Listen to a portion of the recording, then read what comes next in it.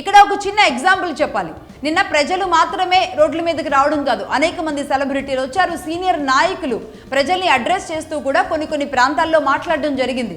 కొంతమంది మాట్లాడితే ఏదైతే ఇంపాక్ట్ అండ్ ఇన్ఫ్లుయెన్స్ ఉంటుందో అలాంటి వ్యక్తి నిన్న ఆయన మిన్నసోటాలో జరిగిన ఒక పబ్లిక్ గ్యాదరింగ్ దగ్గర పబ్లిక్ని అడ్రస్ చేస్తూ ఆయన మాట్లాడిన మాట ఏంటి అంటే, సీనియర్ సెనేటర్ ఆయన, యుఎస్ కాంగ్రెస్లో కూడా సీనియర్ లీడర్గా ఉన్నారు, ఆయనే బెర్నీ శాండర్స్.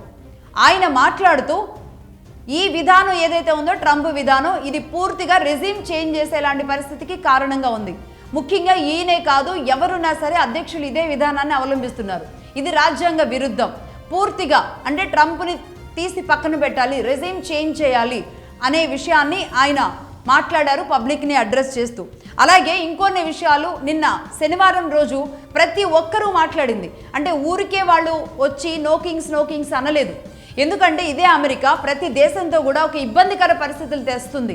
అధ్యక్షులు ఎవరున్నా సరే అమెరికాలో యుద్ధాల కోసం ఈ అధ్యక్షులు పెట్టిన ఖర్చు ఎంతో తెలుసా? ఈ 70 ఏళ్లలో దాదాపుగా $30 ట్రిలియన్.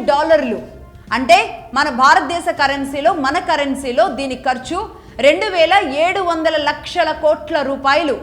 అంటే ఇంత ఖర్చు యుద్ధాల కోసం ఎందుకు తగలేస్తున్నారు అనేది అమెరికన్ల నుంచి వస్తున్న ఒక వ్యతిరేక ఉద్యమం.